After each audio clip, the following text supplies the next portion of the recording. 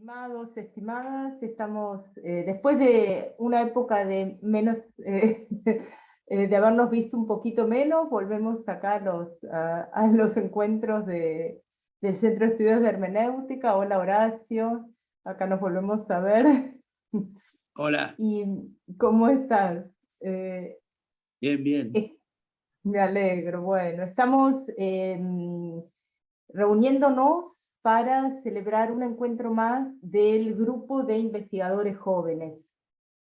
El grupo de investigadores jóvenes que está organizado y fue propuesto ya hace, podríamos decir, años por Luciano Garófalo, por Ariel Vecchio, que hoy está lamentablemente imposibilitado de participar porque está enfermo, está con mucha fiebre, así que bueno, hoy lo vamos a extrañar un poco.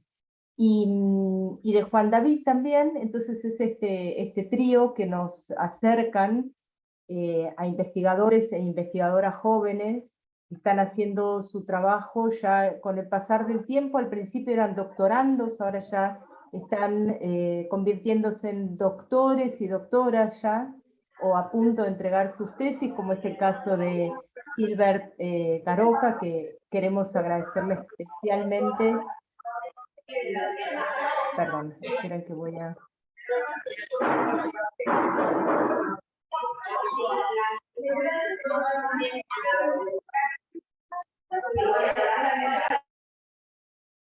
Disculpen, tenía que silenciar algún micrófono. Estamos agradeciéndote, Gilbert, que hayas aceptado esta invitación que te llegó a través de Ariel, de Luciano, de Juan David. Y bueno, estamos quizás ahora que Luciano te va a presentar, y si tenés ganas, podés contarnos así brevemente lo que nos decías recién antes de iniciar la grabación, que estás a punto de entregar tu tesis, contarnos dónde estás trabajando, como para ir conociéndonos, lo que decíamos recién. Por ahora seguimos con esta modalidad virtual, pero no dejamos de tener el deseo y la esperanza de que nos vamos a ir conociendo de a poquito también personalmente. Entonces, si te parece, Luciano, yo te entrego la palabra y ya después seguimos el, el encuentro, y les agradecemos, como siempre, a todas y a todos los que se acercaron, y especialmente decimos cuando son los viernes, y ya viernes del mes casi terminando octubre, que estamos con muchísimas actividades y tareas. Les agradecemos enormemente que nos acompañen y disfrutamos estos encuentros de los investigadores e investigadoras jóvenes. Gracias, Gilbert, y Luciano, ahí te tiro la palabra. Bien, muchas gracias, Laura. Buenas tardes a todas y a todos. Bueno, primero que nada, agradecer una vez más al Centro de Hermenéutica y a la Universidad Nacional de San Martín por el espacio que se mantiene vivo, y a Laura también por su esfuerzo en la programación y estar un poco allí apoyándonos en las tareas de logística. Y bueno, sin más preámbulos, les diré un poco sobre la biodata de Gilbert, que nos acompaña hoy. También te agradezco, Gilbert, por además recibir tan cálidamente la invitación y por tu buena disposición con todos los detalles. Gilbert Ignacio Caroca Martínez es candidato a doctor en filosofía, en el doctorado mención estética y teoría del arte de la Universidad de Chile. Durante su licenciatura trabajó como tesista en un proyecto del profesor Marcelo Boeri, que su título es Autoconservación egoísta e interés altruista, la teoría estoica de la familiaridad o ikeiosis como principio de la eticidad y la politicidad y su proyección en el medioevo y la modernidad. También hizo una tesis dirigida por el profesor Marcelo Boeri titulada La erradicación de la arrogancia como interés moral en sexto empírico. Ha sido parte del comité editorial de la revista Proairesis. También Gilbert trabaja ámbitos de investigación propios de la filosofía francesa, como su exposición de hoy de hecho lo evidencia, pero también de la filosofía alemana contemporánea. y además incluso de Kant, Fichte y bueno, el idealismo alemán en general, y como los proyectos anteriormente dan cuenta también de la filosofía antigua, sobre todo helenística, ¿no? Y el mismo tema de tesis de Hilbert especifica el escepticismo como ese campo de interés propio, ¿no? Bueno, además Hilbert está actualmente también siendo tesista de otro proyecto, también de investigación del profesor Jean-Paul Grasset, que lo había señalado también Hilbert en su currículum, y hoy nos va a presentar esta conferencia de Derrida y la filosofía trascendental, donde, bueno, igual ya Gilberto doy la palabra y obviamente nos contará más en detalle, pero donde explora estas problemáticas unidas tanto a la historicidad como a la propuesta de la metaforicidad, ¿no? En esa clave trascendental de la filosofía. Así que, bueno, te cedo la palabra a Gilbert y una vez más te damos nuestro agradecimiento. Bueno, primero que todo, el agradecimiento es mío. Muchas gracias por invitarme a participar en esta instancia, donde puedo, digamos, compartir algunos elementos, considero centrales de mi investigación.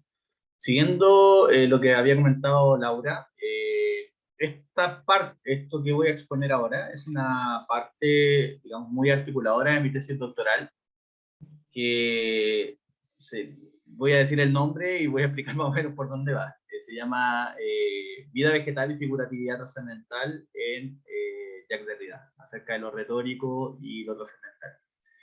En este caso, estoy básicamente, lo que propongo hacer en esta parte, digamos, lo que voy a tratar de exponer, es básicamente dos ámbitos específicos que tienen que ver con esa tesis, que es la inscripción de Derrida en la filosofía trascendental, cosa que, pese a ser bastante explícita, no deja de ser bastante, digamos, discutida, incluso abnegada por algunos elementos de la recepción de Derrida. Y por otro lado, mostrar también la transformación de esa, digamos, de esa filosofía trascendental propuesta por Derrida en al menos estos tres ámbitos. Dicho esto, bueno, mi tesis en el fondo desencadena en mostrar estos ámbitos, cómo estos van a dar, digamos, en los tiempos del 74 a 78 en Derrida, en una teoría de la figuratividad vegetal, esta vez en diálogo con Hegel, a lo largo de Glass, que básicamente es un texto que muestra como la generatividad de la familia y de la sociedad a través de, digamos, la figura de la familia, la figura ontoteológica de la familia, como una cuestión, digamos, que se deriva de la figura del árbol en específico. Pero una cosa bien interesante, una respuesta ahí de Derrida un poco al rizoma de Lesiano y a otras consideraciones sobre lo vegetal que están ahí en el ámbito de la discusión de la filosofía francesa. Bien, dicho esto, dada esta introducción entonces, Derrida de la filosofía trascendental, génesis, historicidad y metaforicidad. Ya, ¿por dónde habría que partir?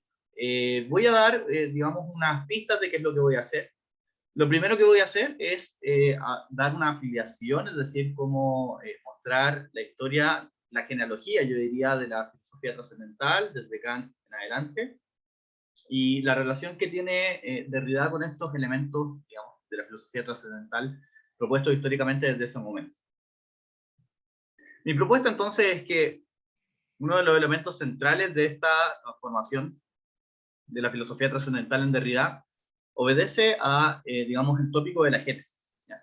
Y en específico propongo, bueno, hay otros, digamos, estudiosos que también lo están proponiendo, que hay una especie de triple génesis en el caso de Derrida, así como en el caso de Kant hay una triple síntesis constitutiva de la experiencia, en el caso de Derrida habría como una triple génesis.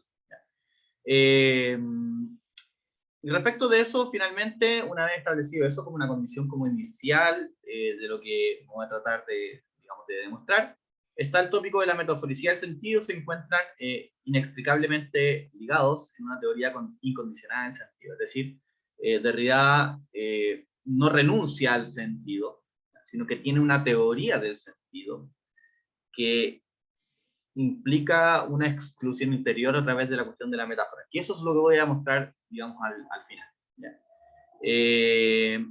Esta teoría, esta cuestión de la metáfora, obviamente, me he dedicado a mostrar no solamente cómo se da en los textos más famosos y explícitos sobre la metáfora, como la mitología blanca o la retirada de la metáfora, sino que también en la gramatología, que si bien es explícito, también tiene algunas raíces en una lectura que considero que no se ha hecho del todo, que es en el seminario del 64-65, que se llama Heidegger, la cuestión del ser y el estoy, donde ya enuncia, digamos, con todas sus letras, la idea de que la metaforicidad es el sentido. Pero voy a llegar allá al final de mi exposición. Dicho sea esto, entonces, nuestro primer paso sería la interpretación de lo trascendental, o es decir, una reinterpretación de lo trascendental, que es lo que entendemos por lo trascendental. ¿Cuáles son los motivos propios de lo trascendental en esta historia, o podríamos decir en esta genealogía? Y en tercer lugar, la inscripción de Derrida en la filosofía trascendental, es decir, como qué hace Derrida, digamos, entre todo esto, digamos, dentro de toda esta historia de la filosofía trascendental. Finalmente, obviamente, como reza el título, ¿no? Génesis, historicidad, metaforicidad, como aquello que aparece o se deja ver, o incluso aquello que se inscribe en la filosofía trascendental, propuesta esta vez por Jacques Derrida. Dicho esto, entonces, seguimos. Tenemos esta pequeña genealogía, ¿no? Que básicamente, ahí salen unos años, nada que ver. Kant, Fichte, Schelling, Husserl, Heidegger. ¿Ya? Es decir, como este es como el primer relato de la filosofía trascendental, al menos la recepcionada por Jacques Derrida, porque obviamente podríamos agregar acá, digamos, a los neokantianos, y obviamente también quizás uno de los vacíos teóricos también de Derrida tiene que ver con Cassirer, que también tiene que ver con esta afiliación de la, digamos, de la filosofía trascendental. Ya, pero digamos explícitamente, Derrida bebe de estas fuentes, ya, explícitamente la cita de manera como recurrente, aunque sobre estos, es decir, sobre Fichte y Schelling, es donde menos hay referencias explícitas, aunque se sabe de otras fuentes que sí los leía, básicamente, entre otras cosas, en los seminarios de los años 80, aparece esta cuestión de Fichte y el nacionalismo y todo ese tipo de cosas. Entonces hay una lectura de Fichte digamos, a Bardallet en Derrida. Bueno, nuestra primera escena de lo trascendental, que es la kantiana, y de hecho lo dice en la introducción, la primera introducción, es que llama trascendental a todo conocimiento que se ocupa en general, no tanto de objetos, sino de nuestros conceptos a priori de objetos. Yo esto lo elucidaría de esta manera, que lo trascendental en su primera instancia se entiende como un autoconocimiento. Voy a volver. Llamo trascendental no a aquello que versa sobre los objetos, es decir, no versa sobre lo que está afuera, no versa sobre la exterioridad, sino que versa sobre cuáles son nuestras condiciones para considerar estos objetos. Y no cualquier tipo de condiciones, sino que condiciones a priori. En este sentido, hay una triple cosa que habría que distinguir. Este autoconocimiento que propone la filosofía trascendental ya desde su inicio, trata de nuestra forma de conocer, pero no de cualquier forma, ¿ya? No es la psicología del conocimiento de Piaget, ¿ya? No es la psicología del conocimiento en general, no es una psicología cognitiva lo que está atrás de la filosofía trascendental, ¿ya? La filosofía trascendental tiene una cierta manera de describir las estructuras del conocimiento que es estructuralmente distinta a cualquier enunciado psicológico empírico sobre cómo es que realmente conocemos. En tanto, se trata entonces de nuestra forma de conocer, y esta cuestión es bien interesante. Hay una relación, pero hay una distinción entre una filosofía del sujeto dicha antes de Kant y una filosofía del sujeto que sea posterior a Kant. Y básicamente esa distinción se basa justamente en esta forma del conocimiento. Muchas veces cuando uno revisa, por ejemplo, a Descartes, que es uno de los, digamos, que más visiblemente uno tiene como diálogo, él habla del conocimiento como algo que, digamos, surge o se da en una interacción que es más bien determinada. Y que no tiene que ver con una estructura cognitiva del sujeto que la tiene o que la cataliza. En este sentido siempre se ha dicho la revolución kantiana es una revolución copernicana porque básicamente pone al sujeto, digamos, como centro de la operación cognitiva. Lo trascendental entonces se entiende como la explicitación de las condiciones de posibilidad, la explicitación de las posibilidades de este conocimiento. En tanto que busca establecer los límites de todo conocimiento posible, el propósito de la crítica no es una epistemología más, porque además uno de los objetivos más propios de la primera crítica no es meramente desechar la metafísica como aquello que está afirmación sobre lo incondicionado, sino que también establecer, digamos, el campo abierto para que una metafísica posible por venir pueda dar con afirmaciones, esta vez con sentido de verdad. La tercera clarificación es que lo trascendental se entiende como el esclarecimiento de todo condicionamiento de las formas de conocer. Y acá viene un poco lo que conversaban. En tanto se trata de mostrar que hay condiciones de acceso al conocimiento. Es decir, lo que hace la filosofía trascendental es describir, esclarecer nuestro acceso al conocimiento. Pero ese acceso al conocimiento no tiene condiciones meramente empíricas, algo así como la formación del cerebro en cierta etapa cognitiva del niño, o algo por el estilo. No se trata de ese tipo de condiciones, digamos, neurobiológicas o biológicas, sino que se trata de un condicionamiento del sentido que es interior a la estructura misma de la subjetividad. Entonces, dicho esto, una de las primeras transformaciones de la filosofía trascendental tiene que ver con la focalización en el sujeto. En el caso de Kant, el sujeto ya no se trata meramente de un alma inmortal, como ocurre en el caso del Fedón de Platón o en el caso digamos, de las meditaciones cartesianas. Se trata ante todo de una función, en el caso de Kant. Y básicamente esta función, ya no como una especie de sustancia, digamos, dice infinita y la verdad me equivoqué, quería decir inmortal, como que sobreviene a todas las determinaciones, todo ese tipo de cosas, sino que más bien dicho, el esclarecimiento de la subjetividad tiene que ver con dar con un sistema de categorías, formas y instituciones que determinan y prescriben el conocimiento a lo condicionado, es decir, la forma en la cual se accede a todo objeto como sí. La distinción entonces como sí o como tal, tan propia de la filosofía trascendental, aparece aquí, digamos, en la figura de la forma. Por eso también le comentaba todo este vacío que tiene esta exposición en torno a los neocantianos y algunos postkantianos como Cassirer, que básicamente hacen el énfasis en la cuestión de la forma. Hay una reflexión en torno a la forma en Derrida, directamente en la diferencia, digamos, establece que la diferencia es la formación de la forma. Hay toda una cuestión de que hay mucha crítica o mucho discurso sobre Derrida que como que no absorbe esa, o no es permeado por esa frase, que es bien interesante, porque hay como todo un discurso en contra de la forma, digamos, en deconstrucción, entonces también hay una cuestión ahí que habría que relevar. Y bueno, eso dicho sea de paso. Esta funcionalidad del sujeto ya no es mera sustancia, sino que enuncia en un sujeto que no es pura pasividad respecto de las impresiones, como sería en un empirismo burdo. Sabemos que las cosas no son así en el caso no son tan así en el caso de Locke y de Hume. Y la única razón de ser de ellas, es decir, no es que el sujeto sea quien se ponga a sí mismo en las expresiones, o que básicamente se entiende que el sujeto es un elemento fundamental en la fundación, activación y formación de ellos, pero no por ello que de alguna manera el sujeto pueda caer en una especie de solipsismo en la cual no existiría el mundo y todo ese tipo de cosas. Hay otra temática que tiene que ver con la filosofía trascendental, al menos en esta etapa, que tiene que ver con habiendo ya pasado por la duda metódica cartesiana, establecer no tanto la relación entre nuestro conocimiento de objetos y los objetos en sí, o más bien dicho, eso, el primado de la correlación entre nuestro conocimiento de los objetos y los objetos.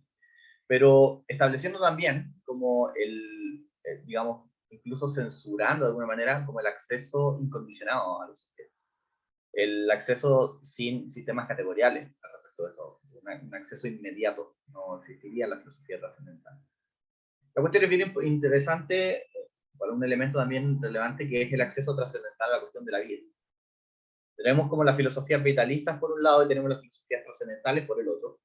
Las filosofías trascendentales suelen, ya sea Heidegger, Husserl, Kant, suelen establecer condiciones por las cuales se accede al fenómeno de la vida. Y las estrategias más bien inmediatistas, como la de Bergson, podría decirse que Nietzsche, aunque no tan así, y en el caso de Bergson y de Deleuze, básicamente hay un acceso a la vida siempre, digamos que, o sea, sin acceso, siempre se está en medio de la vida y no hay algo que explicar o hay algo enigmático respecto de ella. La vida como que se devela a sí misma, desde sí misma, una cosa como evidente. Hay una cuestión bien interesante con esa cuestión, porque la filosofía trascendental de la cuestión de la vida, que es algo que no abarqué en esta exposición, también tiene una recepción en el Derrida de David Amor y en el Derrida de la gramatología. Básicamente establecen condiciones de acceso a la cuestión de la vida. Explícitamente la gramatología lo va a decir respecto de la escritura genética, como una especie de acceso a la cuestión de la vida. Bueno, pero hay una segunda transformación de la filosofía trascendental que se da en el contexto de Gottlob Fichte. ¿Ya? Básicamente, relevaba esta frasecita, ¿no? Que debe ser, la tengo en dos partes ahora que me acuerdo, lo voy a leer. Debemos buscar el principio fundamental, absolutamente primero, completamente incondicionado de todo saber humano. Si este principio fundamental debe ser el primero, absolutamente, no puede ser ni demostrado ni determinado. Debe expresar aquella génesis que ni se da ni se puede dar entre las determinaciones empíricas de nuestra conciencia, sino que más bien es el fundamento de toda conciencia y solo ella la hace posible. Al presentar esta génesis, no es tanto de temer que por ventura no se piense lo que hay que pensar. La naturaleza de nuestro espíritu ha cuidado de ello. Como que se piense aquí aquello que no debe pensarse. De ahí la necesidad de una reflexión sobre lo que previamente se hubiera podido quizás pensar acerca de ello y de una abstracción de todo lo que efectivamente no le pertenece, que es lo que quiero mostrar en esta frase. Acá aparece, digamos, el concepto de génesis, digamos, dentro de la filosofía trascendental y, digamos, de primera mano, por el caso del heredero de la filosofía trascendental directo, que sería Fichte. ¿Ya? Fichte aclara en su versión final de la doctrina de la ciencia, o sea, no termina el proyecto, pero en su última versión, que es la de 1804, dice: la doctrina de la ciencia ha explicado desde su primer momento el proton pseudo de los sistemas anteriores, consiste justamente en proceder de hechos y exponer lo absoluto en hechos. Ha declarado que se funda en una Dathandlung, palabra muy alemana, lo que he designado en estas conferencias con una palabra griega, génesis, a menudo mejor comprendida que la palabra alemana. Es decir, génesis es todo aquello que se distingue de un mero hecho. Hay una connotación activa, o más bien dicho, podría decirse también de proceso, que tiene que ver con la génesis. Lo real o lo absoluto no es algo dado en esta última versión de la Wissenschaftslehre de Fichte. Más bien dicho, aquello que hace aparecer esto tiene que ver justamente con esta génesis. Entonces, acá hay una cuestión bien interesante. Fichte sería el primer fundador trascendental de la cuestión de la génesis.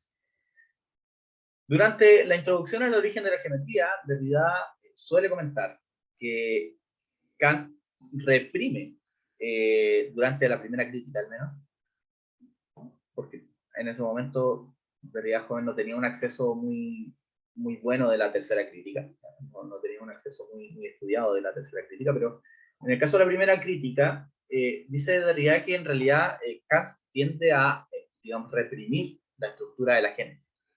Porque la génesis es todo lo que de alguna manera arrastra a lo trascendental, a lo empírico.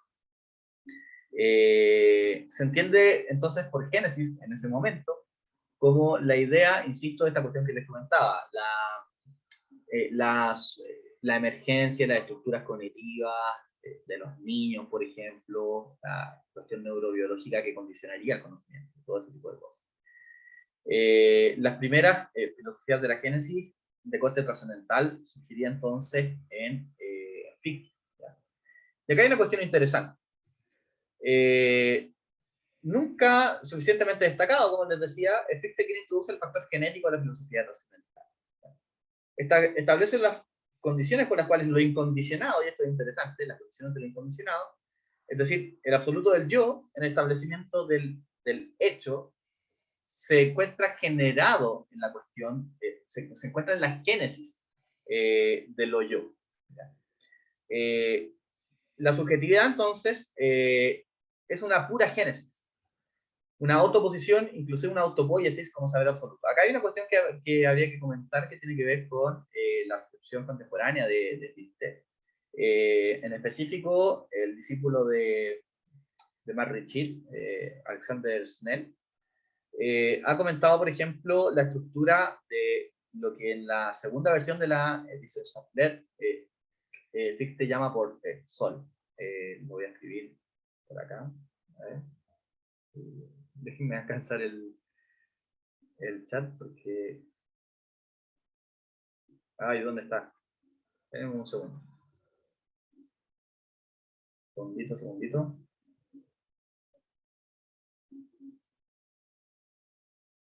Ay, no sé si... Ahí sí es.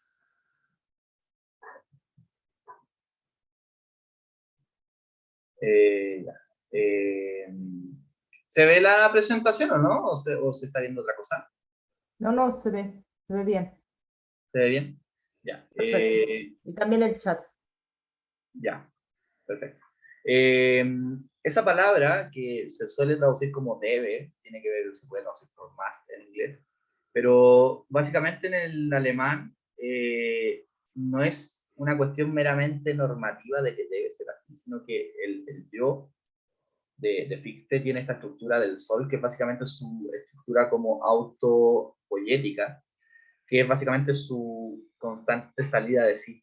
Y toda esa cuestión que tiene como esa dinámica de relación consigo a su relación con lo no yo, que de alguna manera es constitutiva de, digamos, la experiencia del mundo. ¿Ya? Respecto a esto, traje también una cita de, digamos, un intérprete de Fichte, que es Cruz, que es: el ser objetivo es producido por una operación espontánea de espíritu. La única vida y verdad de lo dado reside en el acto que lo construye. Acá la palabra, la parte final es bien importante. La única vida y verdad de lo dado reside en el acto que lo construye. Las primeras versiones de lo trascendental, entonces, suelen posicionar al sujeto como agente. ¿Ya? En eso consta la revolución copernicana. Un sujeto que básicamente agencia su propia experiencia del mundo. No es que él reciba a través de una mera pasividad los influjos de la experiencia, sino que más bien no solamente es constituyente, sino que también agencia su propia experiencia. Eso sería con respecto a Fichte. Con respecto a Schelling, y va a ser relevante Schelling un poquito más allá en la exposición, Schelling en su sistema de idealismo trascendental dice: la filosofía trascendental no se trata aquí para nada de un principio absoluto del ser, sino un principio absoluto del saber. ¿Ya? Igual es la siguiente porque tiene que ver con algo que quiero comentar, que tiene que ver con, se liga con esta cuestión, pero asimismo resulta claro que precisamente será por principio de toda realidad no puede ser real el mismo sentido que aquello a lo que le corresponde meramente una realidad derivada. la realidad que aquellos consideran la única verdadera, la de las cosas, es meramente prestada y solo por reflejo de aquella superior. Por tanto, considerado más de cerca el dilema, dice exactamente, todo es una cosa o bien no es nada, lo cual resulta obviamente falso, tan pronto como hay un concepto más elevado que el de cosa, a saber, el de actuar, el de actividad. Esta cita es bien interesante. Para Schelling, la concepción de lo trascendental tiene que ver con una actividad. Dicho, digamos, esto en sentido aristotélico también. Y esta cuestión es bien relevante, vuelvo un poquito a la anterior. No es un principio absoluto en el cual lo trascendental obedezca a una lógica de una sustancia ya constituida, sino que es más bien la constitución de la sustancia aquello de lo que trata lo trascendental. Es decir, el proceso, siguiendo a Fichte, de la génesis del objeto. No tanto, insisto, del objeto mismo, el devenir cosa del objeto. O más bien dicho, eso, el devenir cosa del objeto, el devenir mismo de la cosa, digamos, en la conciencia. Pero no meramente la cosa. Es decir, básicamente el influjo, la manera en la cual, digamos, este surge. Esto sería como lo que caracteriza lo trascendental. No la cosa, no el objeto, sino que el devenir objeto para una conciencia. El principio del yo o del sujeto tratará del principio no real de lo real. Esta cuestión es bien interesante. Sigue también una lógica, básicamente, aquello que surge, de lo que surge lo real, no puede ello mismo ser algo real establecido. Aquello de lo que surge la verdad no puede ello mismo ya estar establecido como verdadero. Schelling de alguna manera va a ser un precedente para lo que voy a conversar un poquito más adelante, que es del segundo estrato de la génesis de Derrida, que es la anarquía del nodo, que es la génesis como irregionalidad. ¿Qué quiere decir esto? Lo voy a conversar más adelante, pero básicamente la génesis para el joven Derrida, el joven todavía de los años 59, si no estoy mal, es decir, antes de saltar el estrellato y todo ese tipo de cosas, el joven Derrida establece que la anarquía del noema, en su conferencia Génesis, Estructura y la Fenomenología, tiene que ver con una cierta génesis de lo real en lo estrictamente no real. Y esta cuestión es bien interesante porque tiene que ver con la estructura misma, digamos, de la agencia del sujeto. Acá en el fondo se vuelve a reafirmar la idea de Fichte, aunque sé que Schelling ya tomará otros derroteros más adelante, pero este es como el Schelling más fichtiano, que es básicamente la actividad o agencia del sujeto como principio absoluto del saber. ¿Ya? Y ese principio absoluto del saber no es, por ello, no es por absoluto tampoco fijo, es un devenir del objeto, aquello que se sabe. Es la actividad. Y con ello mismo, el sujeto no se concibe como una sustancia fija, sino que también el mismo sujeto no se activa, no se piensa más allá de la pura actividad. Esta cuestión es bien interesante.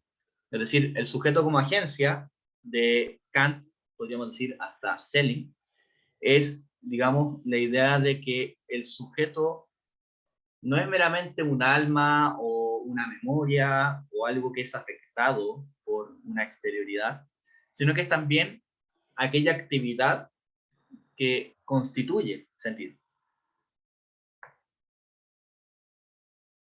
Y acá esto se radicaliza un poco cuando también Husserl, durante las meditaciones cartesianas e Ideas 1, hace una recepción directa de Fichte. ¿Ya?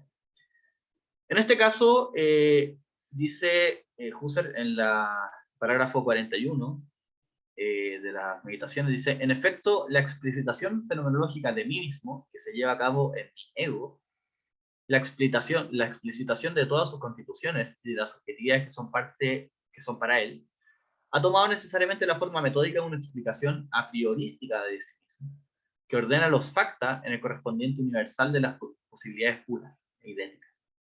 Ella concierne a mi ego fáctico, por tanto, tan solo en la medida en que es una de las posibilidades puras que da abstenerse por su libre variación en el pensamiento, el fantasía. En cuanto a idética, la explicitación vale, por ende, para el universo de esas mis posibilidades como ego en general, o sea, mis posibilidades de ser otro cualquiera. Acá la cuestión es bien interesante. La fenomenología trascendental, durante Ideas 1 y durante las meditaciones cartesianas, se pone la misión, el desafío de generar la autoexplicitación del sujeto. Por acá tengo la self, bueno, no voy a encontrar el documento, pero Selbstauslegung, es la Selbstauslegung como, digamos, el paradigma propio de la autoexplicitación, ¿ya? La dinámica del autoesclarecimiento como aquello que constituye una subjetividad trascendental. La subjetividad trascendental, en el caso de la fenomenología, entonces, sufre una transformación. No se trata de expresar las dimensiones formales por las cuales existe o persiste el sujeto. ¿Ya? En el caso de Kant, tampoco hay una gran reflexión en torno a por qué existe el sujeto, sino que más bien dicho, hay una reflexión de cómo opera el sujeto en su constitución de objeto. Y acá en el caso de Husserl hay una innovación metodológica, que es la introducción de la epogea fenomenológica. Básicamente, esa distancia en el método con respecto a Kant hará posible establecer una correlación entre sujeto y mundo, que será lo que se llamará más adelante como intencionalidad. ¿Cómo voy con el tiempo? Uy, igual es... Ya, todavía no llego al medio del asunto, voy a tratar de un poquito más rápido. La tarea fundamental de la fenomenología trascendental es la autoexplicitación del sujeto, al menos en las meditaciones 1 y en parte de Ideas 3. Y aquí, llegando un poco a lo que me interesa, es que Husserl también, además de esta etapa como trascendental, lo que se ha llamado a llamar como estática, tiene esta etapa, digamos, genética. Y en la etapa genética, él va a relevar la condición, digamos, institucional de la idealidad, además de la condición histórica de la idealidad. Respecto de la institucional, hay una que es bien interesante, que es la subjetividad como institución. ¿Ya? Y esto está, esto está en Ideas 2, si no estoy mal. El yo, ich, en este preciso sentido, al denominar con esa palabra, lo hago en torno a una unidad de sentido instaurada desde la que me reconozco como un yo. O inclusive más me instituye a mí mismo como y con el hábito de referirme yo. Acá el yo aparece como una institución. ¿Ya? Y esta cuestión es bien interesante. No se trata entonces de una mera actividad, sino que también hay una especie del devenir nombre de este sujeto, el devenir yo.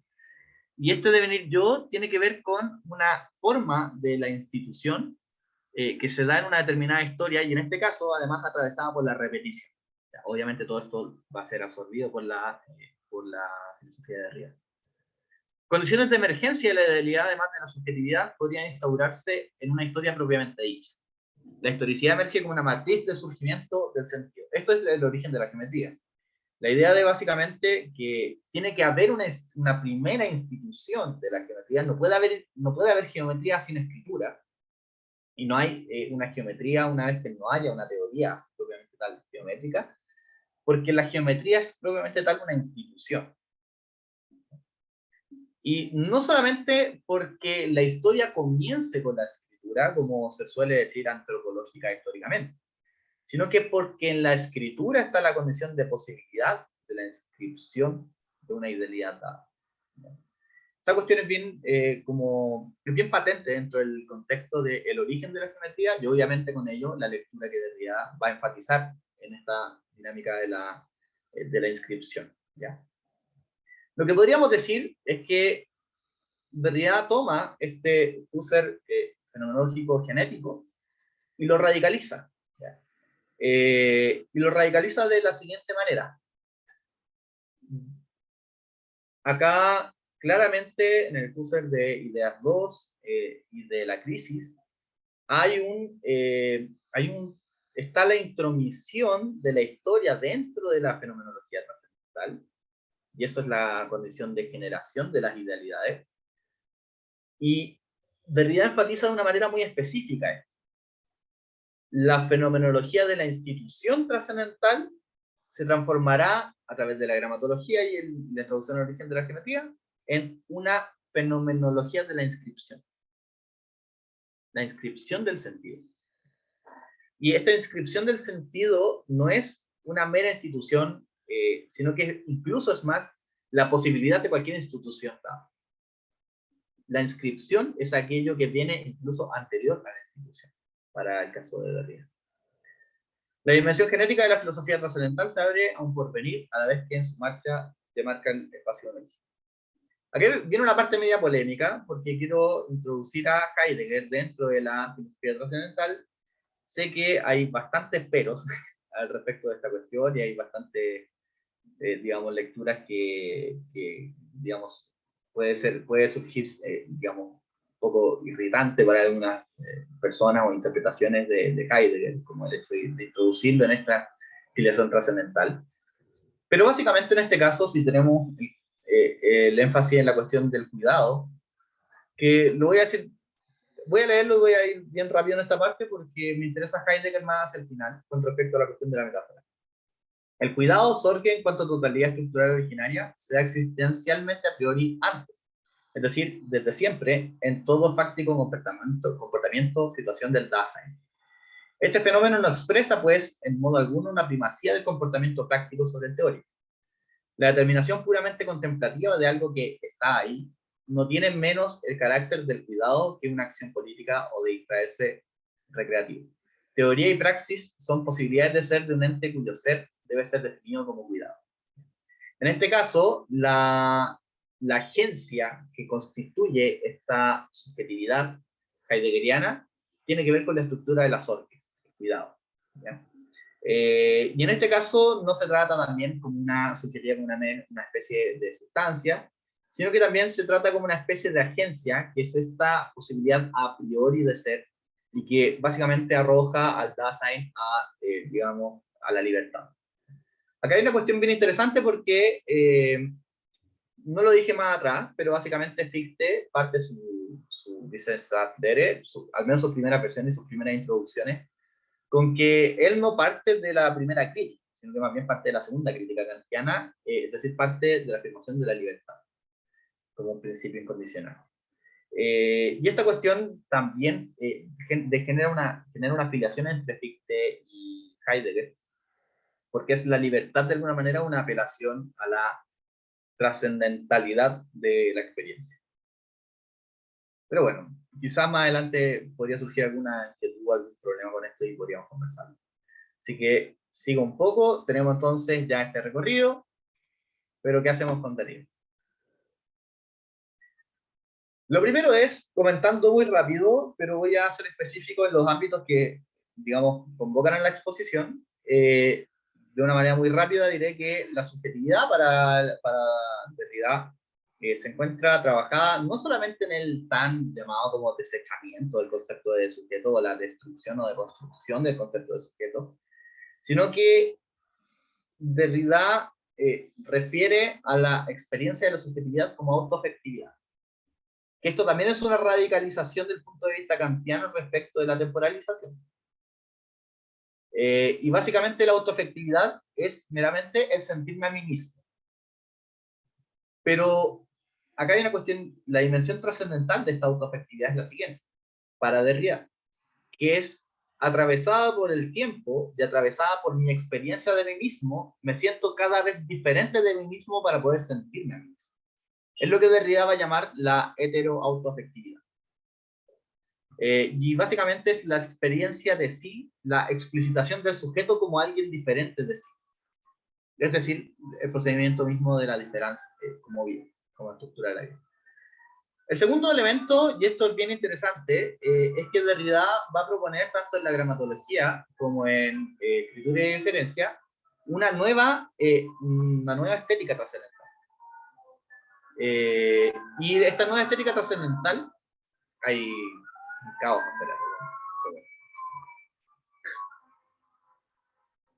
como, ya, ahí se fueron los bombos. Ya, Una nueva estética trascendental, lo va a decir explícitamente en la dermatología, porque dice que el hecho de concebir el espacio y el tiempo no como intuiciones puras, sino que como elementos cada vez constitutivos genéticamente en cada momento de la diferencia, básicamente recluyen a pensar de nuevo el concepto de tiempo. Y eso no voy a entrar hoy día, pero está trabajado sobre todo en Ciagramet, está trabajado también en este libro, ¿cómo se llama? La gramatología, y en Freud y la escena de la escritura, ¿ya? Pero por si alguien quiere reproducir ese estudio.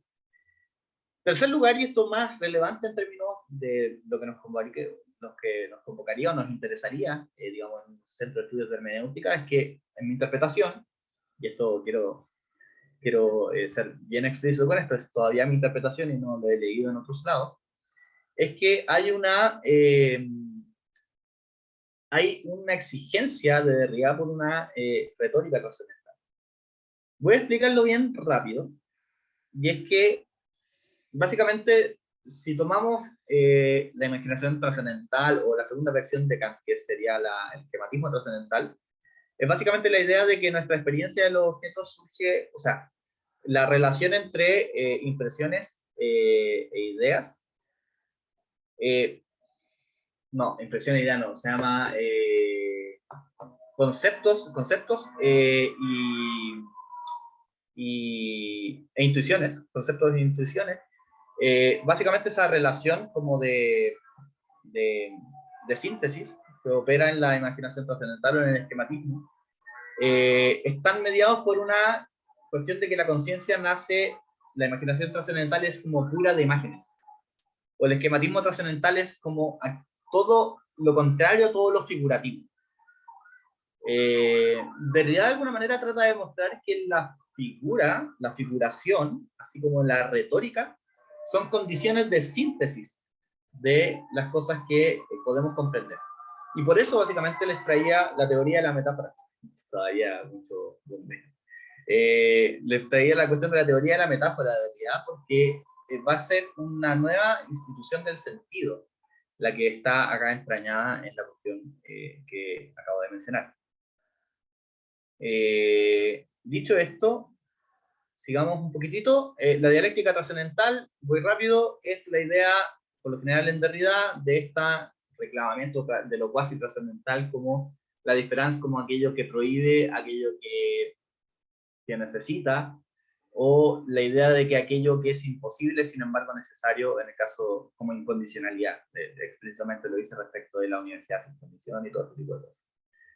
Pero, y esto es lo más relevante, la génesis, la cuestión de la contaminación, a la cual queríamos llegar. ¿A cuánto tiempo me queda? Yo creo que alcanzo. ¿Sería bueno que hablara al menos unos 25 minutos más o debiera cortar más? Luciano, no sé qué te parece, pero creo que estaría bien, ¿no? Sí, yo también creo, Laura, Sí, y luego abrimos un espacio para discusión. sí, Sí. porque son -10, así que venimos bien hasta el cuarto, estamos muy bien. Ya. Adelante, Gilbert. Ya, espero ceñirme entonces con el tiempo. La génesis, entonces, la triple génesis que propone acá Derrida tiene que ver con la contaminación, la regionalidad y la historicidad. ¿Ya? Básicamente, las ideas preliminares o señalamientos preliminares antes de entrar a cada una de estas génesis. La concepción de una filosofía de la génesis desde el trascendentalismo cristiano a Derrida, que es la intromisión de la cuestión de la génesis. Fichte, Husserl, Derrida. Lo segundo es la concepción de una irregionalidad de lo real. Y esto tiene que ver con la recepción quizás indirecta de Derrida respecto de Self, que es la idea de que aquello que genera la realidad no es ello mismo algo real. También tiene que ver con, en el caso de Derrida, en realidad explícitamente está tomado de Husserl, con el concepto de los ingredientes, lo real, que es algo no real en la conciencia. Y la concepción de la institución como génesis a la fenomenología de la inscripción. Lo primero es, digamos, la irrupción de la contaminación respecto de la filosofía trascendental en el caso de Derrida. Dice Derrida, lo trascendental y lo empírico tienen que estar, por tanto, originariamente implicados en una existencia que, siendo en el mundo, se abriría la verdad del ser. En la existencia del pueblo griego aparecería así esa realidad humana, cuya esencia se confunde con la existencia, que resulta ser el objeto de una analítica existencial y de una antropología. No voy a leer el resto de la frase, pero lo que quiero comentar con esta idea es que Derrida, en El problema de la génesis, en la filosofía de Husserl, muestra que la cuestión de la génesis se encuentra en una contaminación entre los ámbitos de lo empírico con lo trascendental. ¿Cómo se juega esta cuestión? Lo empírico, por ejemplo, sería el hecho de que hay un pueblo determinado en el cual surge la geometría. Grecia. Eso es empírico. Sin embargo, aquello que surge de ahí, de una vez instituido, no cambia más, es la institución de la geometría misma, la idealidad objetiva per se. Es extraño, es básicamente decir que la objetividad tuvo que haber surgido en un momento de la historia. Pero Derrida dice, claro, es una institución, pero incluso antes que una institución, en sentido primigenio o primario, es ante todo una inscripción de la institución dentro de una historia. Y esta inscripción quiere decir una inscripción empírica. El hecho de que haya una teoría geométrica que sea a la vez escrita, que sea visible, que sea materializada. Es decir, una condición empírica de algo que sin embargo es trascendental. Es una radicalización, como yo les decía, del punto de vista del Husserl del origen de la geometría, a través de la cuestión de la escritura. La contaminación es la afirmación de que el origen puro es inhallable, es decir, no existe un origen trascendental de lo trascendental. Pero tampoco hay un origen empírico de lo empírico. Hay una contaminación de ambos ámbitos. No puede presuponerse su propia constitución, entonces solo se puede identificar una vez haya sido. Ese origen, digamos, siempre se encuentra lanzado hacia el final, como en el caso, como el origen no es más que aquello que viene después de la instauración del sentido. Ese es el concepto de suplemento, pero es también el concepto de retardo originario o retardo suplementario. La idea de que el origen de un determinado evento siempre viene después, siempre es ex post a su propia institución. Y en este caso, esta relación ex post del origen de la geometría, es decir, el origen de la geometría no está antes de la geometría, sino que está después. Básicamente en su relación con la teoría geométrica venidera, es básicamente la relación del origen puro y el puro devenir. Esta cuestión es bien interesante. Según Derrida, existen dos grandes teorías de la génesis. Una que establece que existe un momento puro que instituye, y ni siquiera instituye, sino que es la realidad absoluta de ese elemento, algo así como que la geometría venga dada, como con la estructura de la naturaleza, como que ya venga dada, como un origen absoluto. Y la otra es que sea un mero devenir histórico, es decir, una cuestión pragmática que surgió porque a algunos tipos se les ocurrió. La cuestión no está ni en el uno ni en el otro. Se trata aquí de una dialéctica entre origen puro y puro devenir, pero una dialéctica que no se resuelve. Esa es la inscripción, la relación contaminante entre origen puro y puro devenir, entre lo empírico y lo trascendental. Segundo momento, la génesis como irregionalidad, que es lo que les mencionaba. Es el tema difícil pero decisivo. Esto está en la escritura de la diferencia, en el texto Génesis de Estructura y la Fenomenología. Es el tema difícil pero decisivo de la inclusión no real, del noema. Este es que la objetividad del objeto, el sentido y el como tal de la cosa para la conciencia, no es ni la propia cosa determinada en su existencia salvaje, y cuyo noema es precisamente su aparecer, ni un momento propiamente subjetivo, realmente subjetivo, puesto que se da indudablemente como objeto para la conciencia. No es ni del mundo ni de la conciencia, sino el mundo o algo del mundo para la conciencia. Sin duda puede ser descubierto de derecho a partir de la conciencia intencional, pero no toma de esta lo que se podría llamar metafóricamente, evitando ser real a la conciencia, su tejido. Esta no pertenencia real a una región, sea esta cual sea, ni aunque fuese a la H-región, esta anarquía del noema, es la raíz y la posibilidad misma de la objetividad y del sentido. Esta irregionalidad del noema, abertura al como tal del ser de la determinación de la totalidad de las regiones, en general no puede describirse stricto sensu y simplemente a partir de una estructura regional determinada. Ya, ¿de qué está hablando Derrida acá? Está hablando de la relación de la cuestión hilemórfica en la constitución de un acto de significación en el caso de uso. Resulta que aquello que es materia del acto mental es lo que llamamos el reel, que es como el elemento ingrediente. Y nuestra tendencia a tomar ese elemento ingrediente es lo que nosotros llamamos como la estructura de noesis de este elemento. Y básicamente está esta relación noético-noemático, que quiere decir la relación entre este elemento y nuestra conciencia. Pero la relación entre este elemento y esta conciencia no pertenece ni a la conciencia ni a lo real. Y en tanto, Derrida dice, radicalizando la idea de intencionalidad, entonces, es una anarquía del noema, que es la apertura al como tal de la conciencia. El como tal de la conciencia no tiene ningún lugar. Esa es la regionalidad absoluta.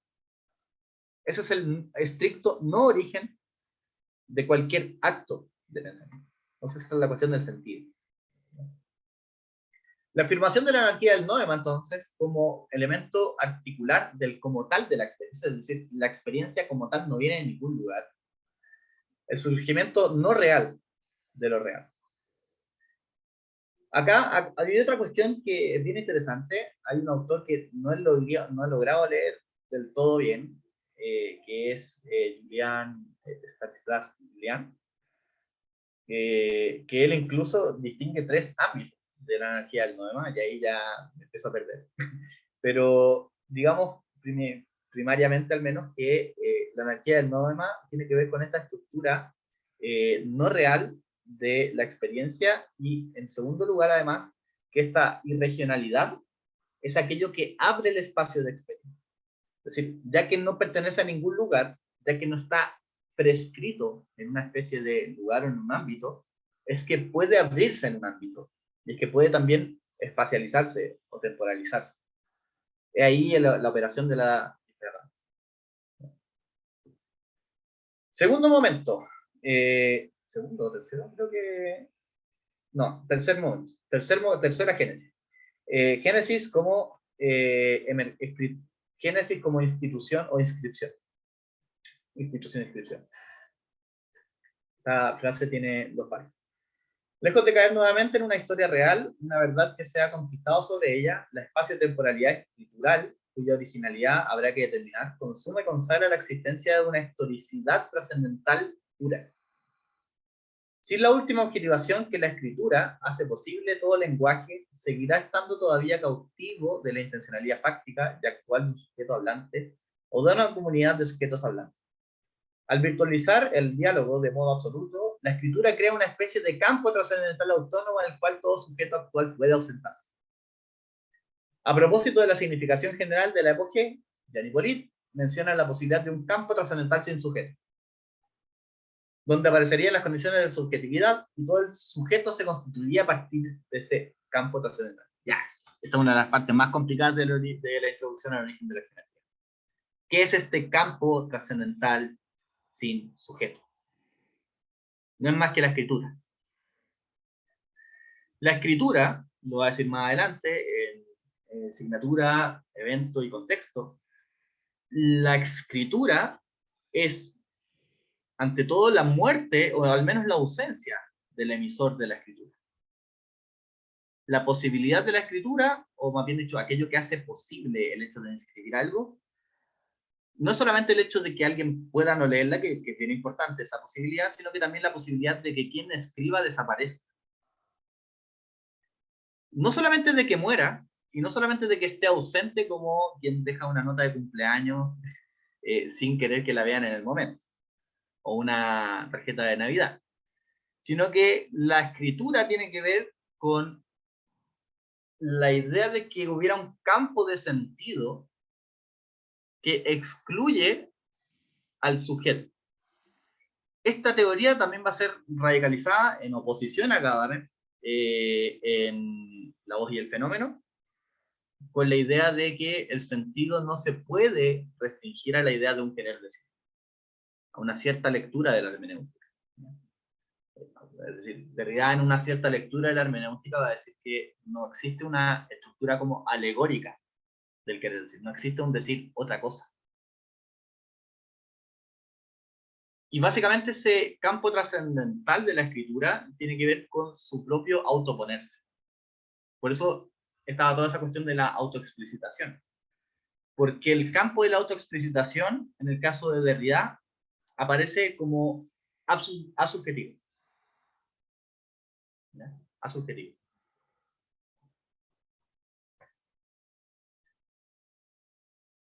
Y aquí están mis últimas indicaciones, si no estoy mal, que es la escritura como historicidad.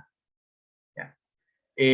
Posteriormente, esta dimensión de sentido como escritura no tratará meramente del texto, sino que ante todo aquello que lo hace posible. La afirmación de Derrida explícita de la gramatología, que la escritura no es esta escritura empírica, sino que es también toda condición de posibilidad de una escritura posible. La escritura, como concepto en la gramatología, no es solo la escritura, sino que es aquello que la hace posible. Ya es una teoría trascendental de puño propio. La escritura crea un ámbito preformal, inclusive preinstitucional, deviene condición ultra trascendental de toda institución. Esta cuestión es bien interesante. El Derrida de la gramatología explícitamente ocupa la expresión ultra trascendental respecto de la huella. Yo la estoy ocupando en otro contexto. Y ultra trascendental, podríamos decir, es la condición trascendental, la condición de posibilidad de cualquier condición de posibilidad. Eso es lo que quiero decir. Eso es lo ultra trascendental. Y lo que hace posible cualquier cosa posible tiene que ver con el hecho, o más bien dicho, el proceso de inscripción de aquello que es posible.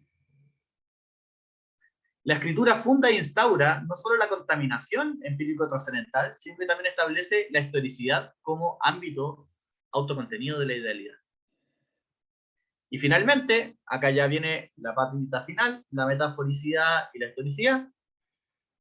Acá hay una frase de Derrida, no puse la página, maldita sea. Bueno, pero esto es de Heidegger y la cuestión del ser y la historia. Está discutiendo acá con estas metáforas de Heidegger, de que ser es florecer, habitar y vivir. Aquí son como sus metáforas originarias. El segundo Heidegger establece eso. Y básicamente dice acá Derrida, la metáfora no ocurre en el lenguaje como un procedimiento retórico.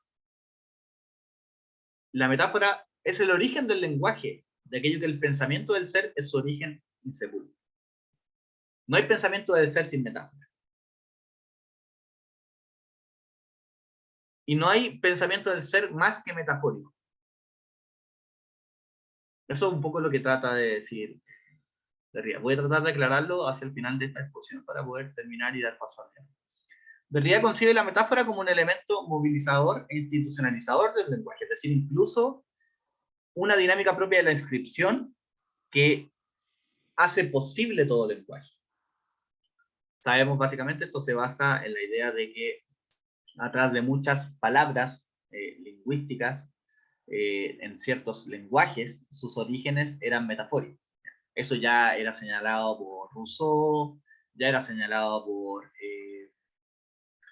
por Candillac, ya era señalado bueno, hay innumerables reconocimientos de esa cuestión. Yo diría incluso que en Aristóteles encontré una frase por ahí que hablaba un poco de algún origen metafórico de alguna expresión. Este origen insepulto u originario, es decir, el hecho de que el lenguaje como instituido se haya partido desde la metáfora, es decir, por ejemplo, que la palabra concepto signifique agarrar, el hecho de que todo ese tipo de cosas como que surgen de una concepción, de una manera de contener las cosas. Este origen insepulto originario de la metáfora no es más que el sentido como tal de las expresiones. Ese es el gran salto que tiene en realidad, siguiendo a Heidegger.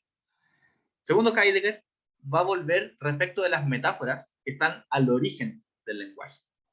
Por eso, en el fondo, cuando estudia a Hölderlin, Heidegger se va a encontrar siempre con las metáforas de Hölderlin que de alguna manera vienen a instituir la lengua alemana. ¿Ya? La idiomaticidad, podríamos decir, alemana. Y resulta que ese idioma o ese lenguaje que se instituye a través de esa metáfora no es algo distinto de esa metáfora. Como habías dicho, siempre busca desmetaforizarse en un lenguaje conceptual, que ese es digamos, el texto de la mitología blanca. La idea de que el lenguaje de la filosofía no es más que un conjunto de metáforas que se han calcinado en la historia, que se han desprovisto de su sentido original. La metáfora en este caso de ser. Entonces, la alternativa a la deconstrucción no será buscar el ámbito alegórico o la revelación de una verdad atrás de un sentido, sino que en descubrir el sentido figurado como la única formación literal del sentido. Es decir, la formación del sentido no es más que la metáfora literal que constituye el lenguaje. Pero la metáfora, a su vez, no es nada fijo, porque la metáfora ya es una dinámica de transporte. Entonces la metáfora siempre está en ese doble juego de inscripción y borradura, de dejarse en un sentido, pero a la vez de retirarse respecto de él. Ese es el conflicto también de realidad con respecto al tema. La metáfora opera como condicionamiento del sentido. Y esta es la tesis principal, digamos, de esta cuestión de la metaforicidad, que es que el modo de ser de la metáfora trascendentalmente considerado no es meramente un añadido retórico al lenguaje, sino que muestra el como tal del sentido del lenguaje. Y esa es la tesis más radical de Derrida. La metáfora es el como tal de la experiencia. Dicho esto, muchas gracias y doy paso a preguntas, comentarios, dudas, todo ese tipo de cosas. Muchas gracias, Hilbert. Bueno, podemos abrir ahora un espacio para las preguntas de quienes están presentes y nos han acompañado escuchando a Hilbert. Pueden alzar con alguna reacción su mano y así lo vamos ordenando en el chat si se da el caso de que son varios a la vez o varias a la vez. En un segundo voy a ir a buscar agua. Bien, bien, bien.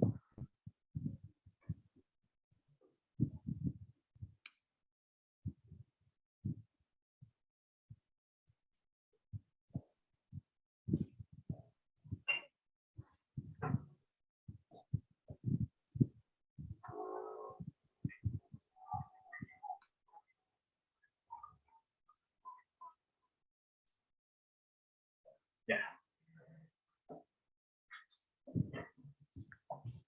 Bien, ¿no?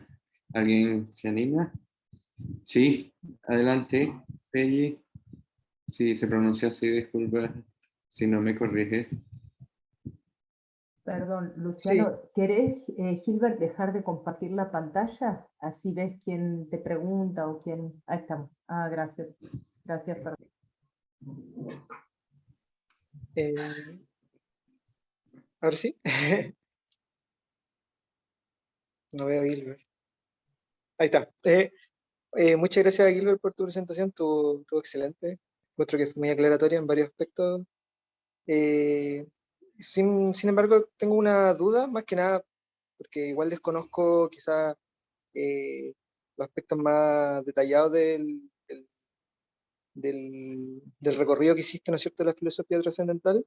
Me di cuenta de que esta primera parte de la filosofía trascendental tiene como como aspecto central, si uno quiere verlo así, el tema el concepto de yo, ¿no es cierto? O sea, aparece como un punto importante dentro de la filosofía kantiana, la fictiana, en Schelling igual, y incluso en Husserl mostraste, ¿no es cierto?, que hay un interés por determinar, ¿no es cierto?, ciertos aspectos de la filosofía trascendental a través del concepto de yo. Incluso yo me he dado cuenta, ¿no es cierto?, que las condiciones de la yoidad y toda esa cuestión como que es bien importante también dentro de Husserl. Ahora, como mencionaste en Derrida, ¿no es cierto?, que hay un tipo de asubjetividad, ¿no es cierto?, de una pérdida del sujeto, y me hace la idea, ¿no es cierto?, de que se traza una filosofía trascendental que se centra más en relaciones que en una subjetividad como tal. Me pregunto yo, más que nada, ¿cuál es el rol, ¿no es cierto?, de este yo que se presenta en esta primera parte de la filosofía trascendental, pero ahora en Derrida? ¿Cómo es que, si es que hay una mutación o hay ya un desinterés propiamente tal de esta figura, o si hay una pérdida de su uso por los términos que está empezando a tratar Derrida? Si es que me pudiera hacer una aclaración respecto a eso, sería genial. Muchas gracias. ¿Voy al tiro o vamos con otra pregunta además? Sí, sí, Gilbert. ¿Verdad? La persona al tiro esa, enseguida. muy, muy chilena esa. Bueno, ya. Respecto a lo que pregunta Felli, sí. Resulta que, claro, la primera tarea de la filosofía trascendental, como yo la trataba de esclarecer, tiene que ver con esclarecer la estructura de la subjetividad trascendental y el sujeto como agencia. Esto, de alguna manera, enunciado en el caso de Kant como un sujeto como función. Posteriormente, digamos, como esta dinámica absoluta de actividad que se da en el caso de Fichte y Schelling. Finalmente, la teoría de la tarea de la fenomenología trascendental, el caso de Husserl como la autoexplicitación, finalmente da con el caso de Heidegger por la cuestión del cuidado. ¿Qué tiene que ver esto con Derrida? Como esa línea. ¿Ya?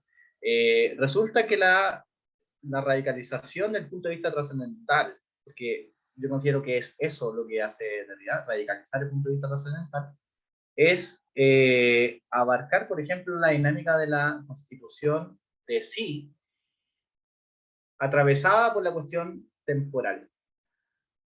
Y eso es su discusión en dos ámbitos, con la cuestión de la heteroafectividad, o sea, la autoheteroafectividad, que es la dinámica de que yo me constituyo a mí mismo a través de mi propio sentir, a la vez que en mi propio sentirme a mí mismo trascendentalmente, me vuelvo un otro respecto de mí. Entonces, la temática de la subjetividad trascendental, si bien siempre ha sido activa desde el punto de vista de lo que he logrado mostrar, es decir, siempre ha sido no de un sustrato o de un sustento, sino que más bien de una relación no objeto, sino que con respecto a sí mismo. Resulta que esa relación con respecto a sí mismo, una vez que está mediada por la inscripción, se vuelve diferencial de sí mismo.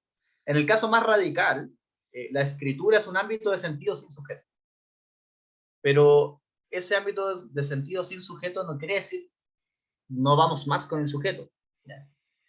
Es una instancia asubjetiva que media la subjetividad. Eso es como la cuestión. Pero es básicamente aquello que vuelve mi relación otra conmigo mismo.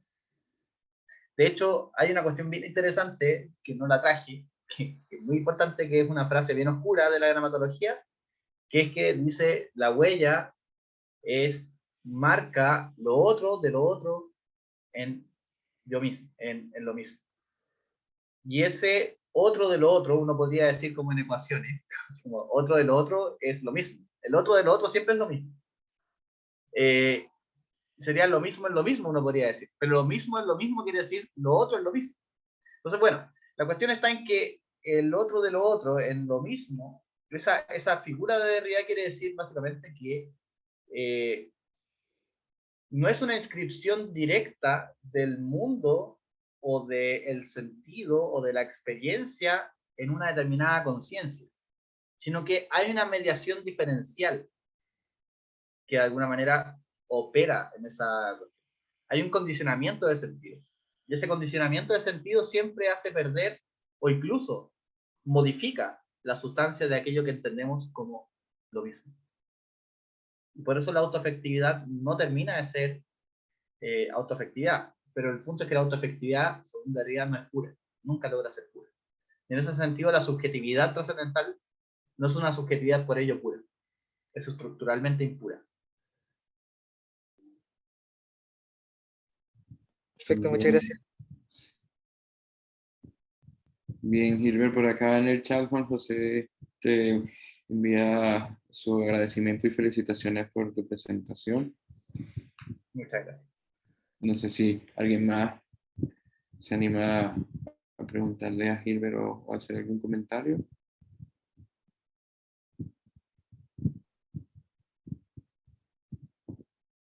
Si no, Gilbert, yo pudiera hacerte una pregunta muy modesta mientras van pensando los demás y las demás alguna otra. Y es sobre justo la última parte muy interesante de tu presentación de la metaforicidad, ¿no?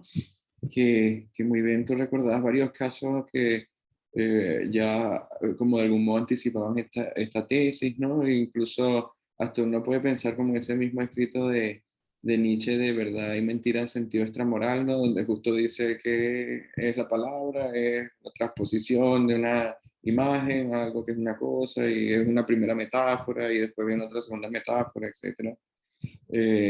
Y bueno, obviamente una tesis muy seductora y potente, pero, y aquí viene la pregunta en puntual y pensando en Derrida, ¿qué diría al respecto? O sea, de pronto se pronunció y lo desconozco yo, sobre la relación que hay entre, a nivel del lenguaje, los nombres propios y las cosas, ¿no? O sea, ¿por qué digo esto? Porque es como el caso paradigmático típico de que, bueno, en teoría el nombre propio lo que trata es de evitar convertirse en una metáfora, ¿no? O sea, justo por eso puede identificar una cosa o individuo en último extremo. Esa sería Gilbert. Primero, muchas gracias por tu pregunta, porque además me permite esclarecer un poco ese ámbito que como que tuve que salir muy rápido de esa cuestión de la metaforicidad, que quizá hubiera sido bueno que me un rato más. Sí, efectivamente Derrida recibe de dos fuentes, al menos explícitas, esta idea de que hay un sentido, al menos tres fuentes de hecho, que hay un sentido como primigenio de los nombres propios que muchas veces es metafórico. ¿Ya?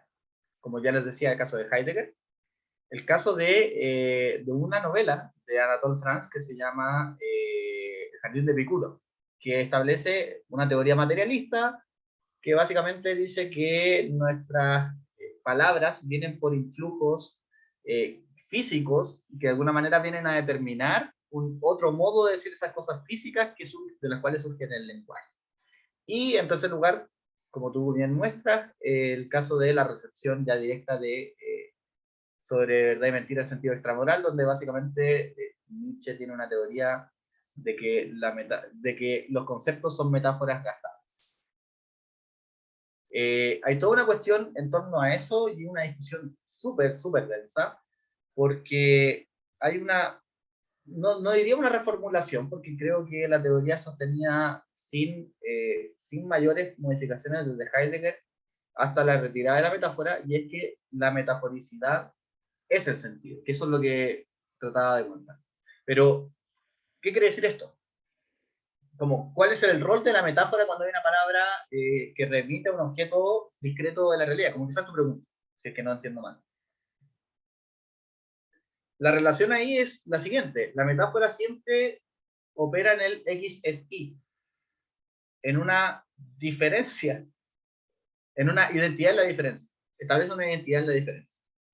Y resulta que para poder establecer cualquier indicación, cualquier, digamos, nominación, yo necesito esa estructura de identidad en la diferencia. Curiosamente, Derrida dice, no es una estructura cognitiva pura, sino que es también una estructura retórica pura. O más bien pura, una retórica salvaje, le gusta decir por ahí.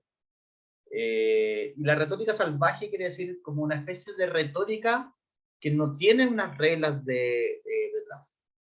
Hay algo que no introduje en mi exposición, que es que se entiende por trascendental nuestro conocimiento a priori de objetos, y eso quiere decir también nuestra concepción normativa de cómo son esos objetos. Es decir, cómo se ciñen a determinadas reglas. Y resulta que Derrida está tratando de decir que la normatividad de esa experiencia no es más que la variación histórica que obedece en el idioma y en la referencia a esas palabras. Y ahí también esa variación, pero la variación misma, va a decir más adelante, y lo dice también en la introducción al origen de la geometría, es invariante. La variación es invariante ella misma. Es decir, el procedimiento de la iterabilidad que constituye las palabras, que cada vez se hacen distintas, es ella misma invariante. Y en ese sentido es una estructura como condición de posibilidad de cualquier significado. Y esa cuestión es como lo que te diría. Es decir, ¿qué quiero decir sintetizando? La metáfora es la estructura per se del sentido, y esa estructura per se del sentido no puede entenderse más que como esa estructura de diferencia o de desajuste que es estructural respecto de cualquier referencia. Siempre me puedo estar refiriendo a otra cosa. No puede no haber un doble sentido en lo que estoy diciendo. Perfecto, muchas gracias, Gilbert. Me arroja bastantes luces eso último que has dicho justamente.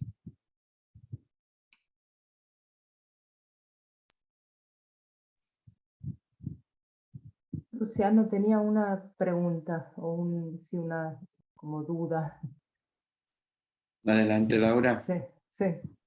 Gilbert, al escucharte, pensaba si la escritura en Derrida, tal como la presentaste, bueno, como la desarrollaste, no podemos como asociarla a cómo desarrolla Gadamer el concepto de conversación, es decir, la conversación en relación a esa pérdida, por decirlo entre comillas, de la subjetividad.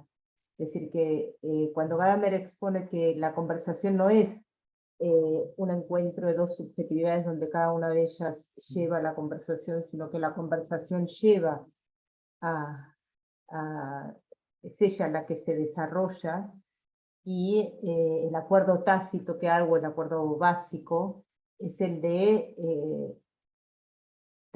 es decir, del asunto del cual trata la conversación. Entonces me preguntaba si no es una manera más de pensar esa como retirada de la subjetividad, el desarrollo que vos hiciste de la escritura, por eso me resultó tan interesante, porque no lo conocía además, y que no es una retirada de la subjetividad en tanto carencia, por decirlo de alguna manera, sino para dar lugar al otro, porque de eso se trata también la conversación en Gadamer, ¿no? Dar lugar, es decir, partir de la base que es el otro quien puede tener razón, y entonces por eso la conversación permite ese encuentro de alteridad y mismidad. Era eso lo que, no sé, quería comentarte porque me resultó muy interesante ver como paralelismos, similitudes de exposiciones, uno en la escritura y el otro en la oralidad, podríamos decir, porque en Gadamer es en el habla, en la conversación, que eso se puede, que se consuma, ¿no? Que se coincide. Era eso nada más que quería contarte o comentarte. Voy a responder como con dos no y un sí. Porque supone que explícitamente el encuentro entre Derrida y Gadamer trataron como esta cuestión, ese texto un poco canalla de Derrida, las buenas voluntades de poder, que básicamente trata de decir que este método de comprensión a través de una especie de voz o una comprensión alegórica de lo que se dice, como siempre entrañando un sentido atrás, es como que ya lo diferencia mucho de Gadamer. Pero respecto de lo que dice en específico, es decir, ¿qué pasa con el diálogo?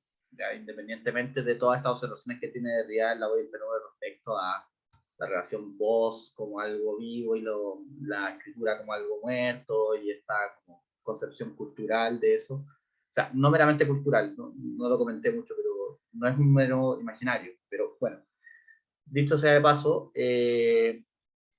sí, hay una cuestión, la parte que sí, es que se supone que la subjetividad no está constituida desde ya. No está ya constituida, nunca. Sino que la subjetividad es posterior al encuentro con lo diferente. Y en ese sentido sí se puede decir que tiene mucho que ver con en ese sentido estricto. Obviamente, explícitamente, Derrida muchas veces va a estar con esos golpes de canilla a Gadamer, pero muchas veces pasa por incomprensión. De hecho, se supone que al final, en una entrevista final, él fue muy autocrítico y dijo como, no recuerdo explícitamente cómo lo dijo, pero decía como, bueno, cuando me encontré en esa relación con Gadamer, bueno, como que realmente pudo haber sido muy duro con esa cuestión, y realmente sí habían cosas que había que curiosamente dialogar. No se mostró muy abierto él mismo a ese diálogo.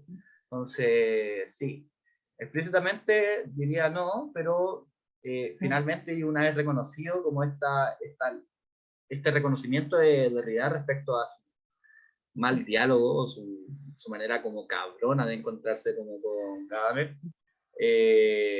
básicamente uno puede decir que sí, en el sentido estricto de que la subjetividad no está ya constituida, sino que adviene o está en un porvenir. Claro, y ese aspecto interesante. Eso es la conversación infinita. Claro, eso justamente quería agregar eso, que es esa conversación que no deja nunca de ser provisoria o precaria en algún sentido, en tanto no establece una subjetividad definitiva, sino que es una constante resignificación a través de esa experiencia de sentido, que bueno, es la historicidad en última instancia, ¿no? El modo en el que la historia opera en cada una de las subjetividades, ¿no?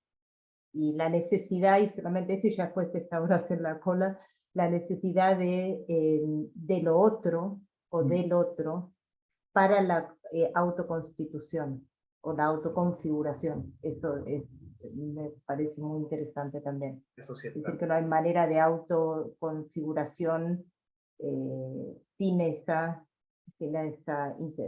interacción con lo otro, ¿no?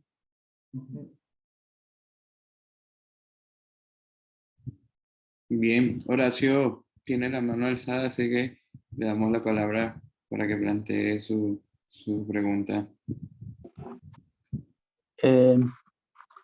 Sí, yo no conozco bien a Derrida. He aprovechado mucho esta charla que nos ha dado Gilberto, pero yo me preguntaba si esto no termina un poco siendo una filosofía de la lingüística. Está claro que no se escribe como se habla. El que escribe está más limitado por las leyes gramaticales.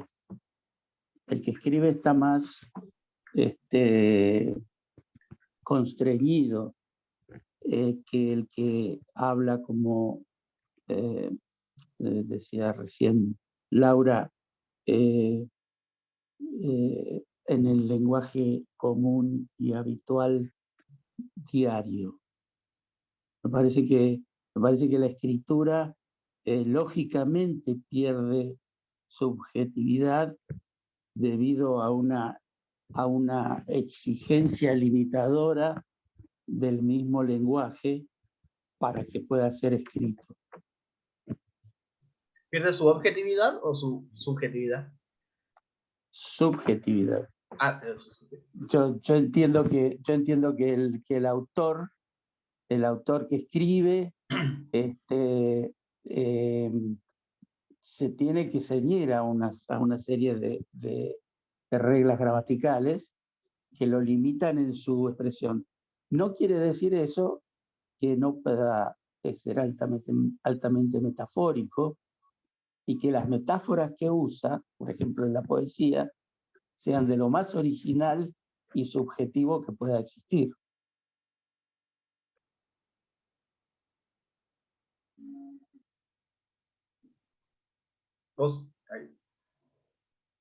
¿Terminó la pregunta o...? No, sí, terminó. Ya. Perdón, pero Pensé que iba a agregar no manejo bien la tecnología. No, está bien. Ya, sí. Sí, hay una idea que bien observa Horacio que tiene que ver con que en la escritura hay una especie de disolución de la subjetividad. O sea, como que no es que la objetividad aparece, la subjetividad no aparece finalmente en la escritura porque la escritura tiene sus propias reglas, sus propios métodos, sus propios textos. Y es más, de alguna manera, en la escritura, como un campo de trascendental autónomo, como lo comentaba, lo que ocurre es que puede haber un sentido pese a la intencionalidad de quien escribe. O incluso puede haber una mala interpretación, lo que llamamos mala interpretación, que se pueda revelar ahí, digamos, dentro de ese propio texto. Y todo eso de alguna manera... Se puede dar también en la conversación. Se puede dar la Puede conversación. ser que dos personas hablen de lo mismo, pero entiendan distinto, que es uno de los problemas que plantea el lenguaje y que trata la lógica. Sí, se puede dar la posibilidad de que no se entiendan y se puede dar de que teniendo una comprensión común, pero diferente en algunos aspectos, básicamente se pueda mantener un diálogo, que esa es como la condición de un diálogo, que haya como una especie de espacio común. Resulta que hay una cuestión acá con respecto como a la posición entre, la posición o la relación entre una escritura y una subjetividad, ¿ya? Parece ser que Derrida también por lo que está analizando, o sea, piensen que está analizando, por ejemplo, a Mallarmé o a Genet, que no son escrituras que de alguna manera busquen develar algo de sí, sino que buscan crear algo ya en la escritura, ¿ya? Es decir, como una especie de escritura autónoma de quien la escribe. Como que eso es como el proyecto, de una especie de libro. En el caso del golpe de dados de Mallarmé es eso, una especie de libro que ojalá se deje leer por donde sea sin el autor. Y esa cuestión tiene que ver justamente con la manera en la cual una escritura incluso puede instituir un yo, que es lo que comentaba respecto de Husserl, el hecho de empezar a llamarme yo y el hecho de decirlo, el hecho de inscribirlo de alguna manera me vuelve un determinado yo. Y en ese sentido, como un diario de vida puede ser una especie de institución de la subjetividad, ¿ya? Una pascualina acá en Chile, por ejemplo, se escribía, las niñas escribían en una agenda que se llamaba pascualina, y la pascualina sería como una constitución de la subjetividad, una institución de la subjetividad, como... Entonces, ese tipo de cosas como la pascualinización, todo ese tipo de cosas como que pueden ser, digamos, dinámicas en las cuales como que una persona empieza o deviene un yo. Y claro, en el fondo hay una relación como asubjetiva y subjetiva en la escritura. Porque la escritura puede instituir quién soy yo, pero también en la medida en la cual yo escribo puedo perder qué es lo que quiero decir o qué es lo que quiero transmitir a través de mi escritura, ya sea por inhabilidad o por el hecho de que, digamos, devenga ilegible lo que yo quiero expresar. Entonces, esas posibilidades como que están ahí radicalmente puestas.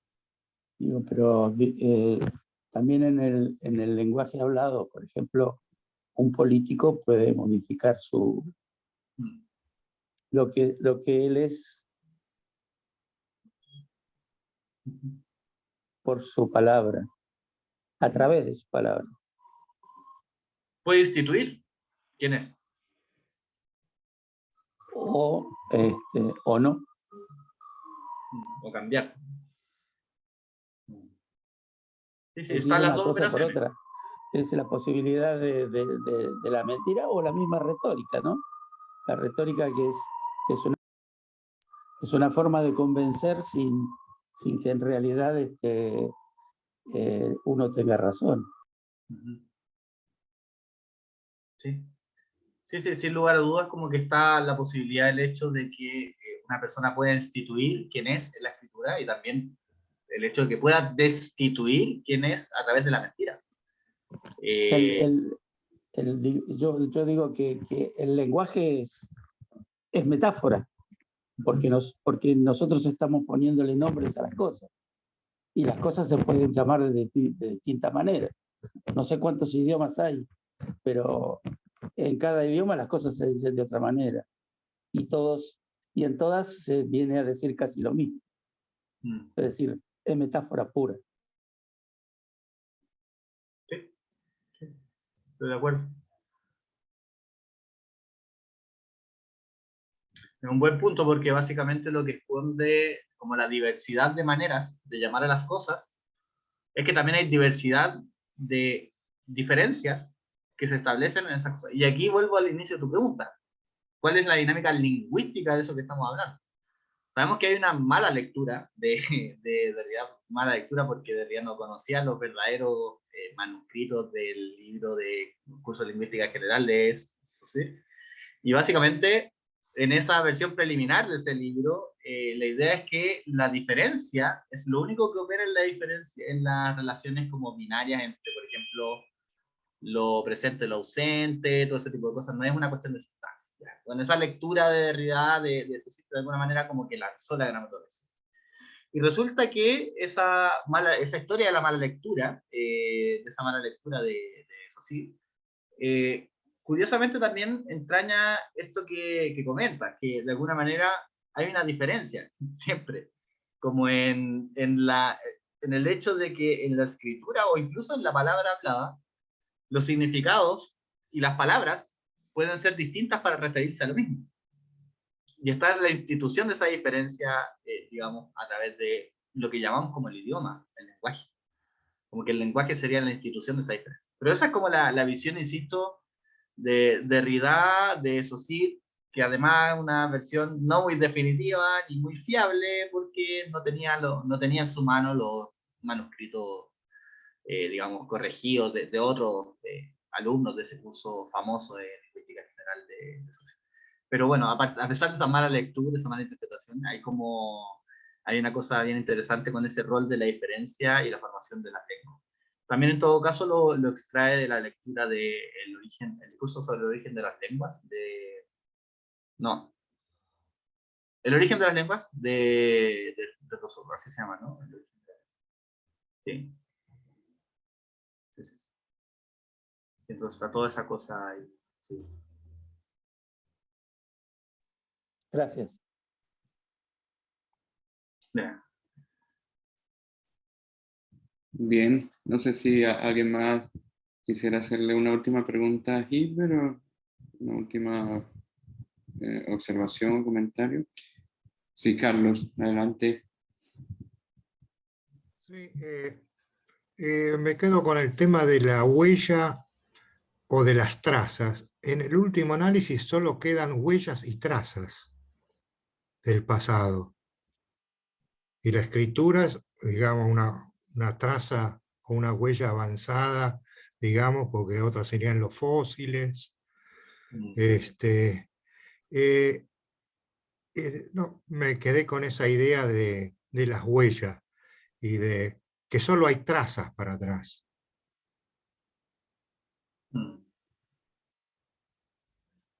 No sé si sirve como para que...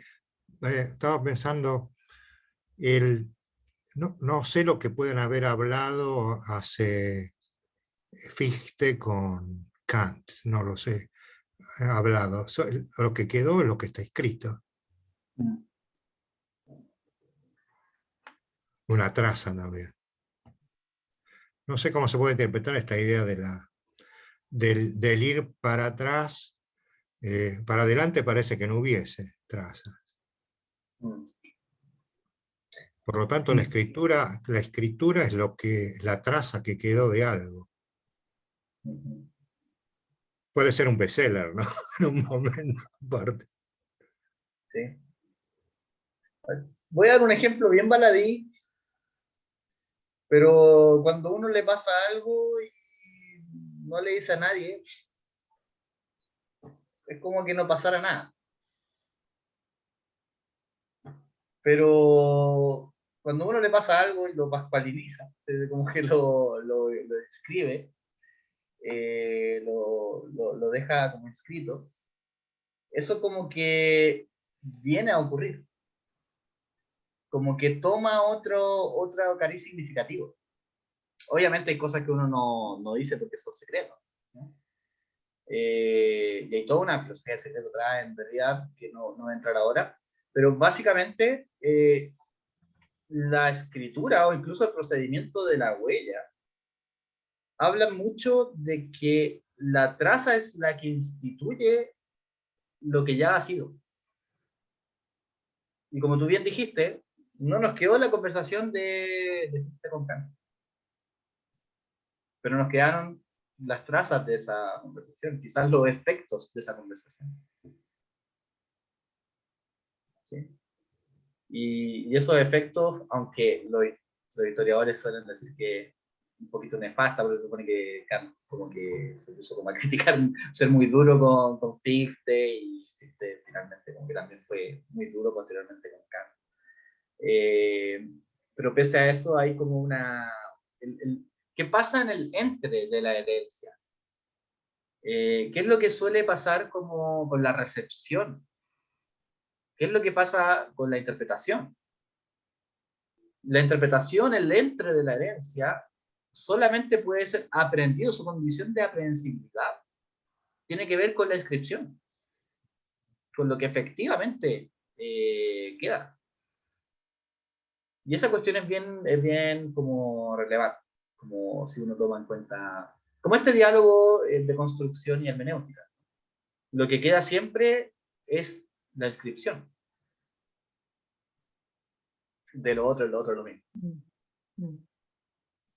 Ahí quizá yo agregaría que, Carlos, cuando vos decís solamente queda la huella, o la huella es la marca es la marca que queda de lo pasado, de lo que se instauró.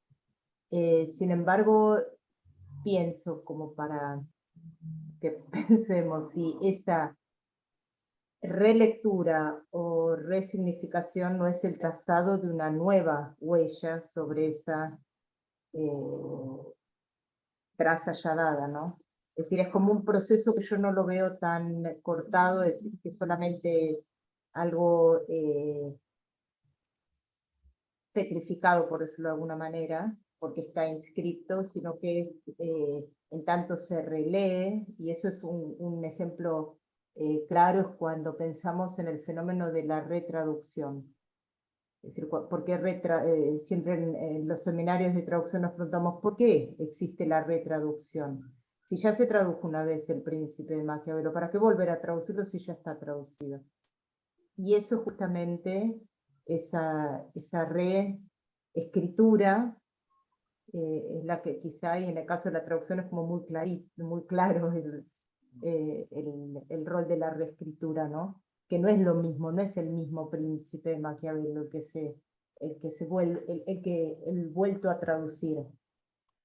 Y ahí yo diría que en realidad esa huella nunca está fija, es una huella que está constantemente en proceso de transformación o de modificación o de dejarse operar, insisto, dejarse operar por el afectar por la historia o por la cultura indefinidamente. No es meramente una huella, sino que la huella es cada vez Exacto. tu propia operación. Exacto. Y de hecho, claro, explícitamente Derrida dice la huella no es, pero en tanto que es, como decía Carlos también, una traza. Pero la traza siempre se está difiriendo de sí, no es algo que haya quedado fijo. Y como tú dices, la traducción habla justamente de esta operación cada vez. de la huella, de esta operación cada vez de nuevo. Ujú. Y este de nuevo no es un de nuevo respecto de algo fijo que estaba atrás, sino que es también cada vez diferente. Y eso sí, sin lugar a dudas. Hay como un régimen como de actualización y de desactualización de la traducción. La traducción traiciona muchas veces el sentido originario, epocal de una obra, como en el caso del Príncipe, pero también reactualiza, revitaliza la recepción, la concepción. Entonces también ese doble juego siempre está ahí. En el caso de la traza, trascendentalmente considerada, Derrida establece que obviamente la traza tiene en su propia posibilidad la cuestión de la inscripción, es decir, el hecho de que su inscripción instituya de hecho sentido, pero siempre la geometría pudo no haber sido, por otro lado. Y ese pudo no haber sido, es decir, como siempre, el curso de lingüística general de Saussure pudo no haber sido, o el Quijote pudo no haber sido, quiere decir básicamente, incluso habiendo sido escrito, pudo no haber tenido las condiciones de recepción, incluso pudo no haber sido comprendido o pudo haber sido directamente destruido, empíricamente destruido, o el dilema del palimpsesto, pudo haber sido Ajá. alterado en su propia escritura, o alterado en la traducción, como pasa muchas veces Sí. con la Biblia en distintas versiones, todo ese tipo de cosas, los textos sagrados tienen mucha esa alteración. Sí. Entonces, también está ese dilema, cómo se pierde el sentido en una historia, como han bien dicho, el sentido pervive en su propia pérdida en la historia, o pervive pese a todas sus tradiciones. Entonces, esa es la cuestión que también está ahí de fondo. Sí, perdón, última interrupción, ¿qué es lo que plantea Margaret Yourcenar, cuando se pregunta qué es un clásico? Es decir, ¿qué significa ser un clásico? Es decir, porque ciertas obras se denominan clásicas y otras cayeron en el olvido, por decirlo así, ¿no? Y es justamente eso. Sí. Gracias.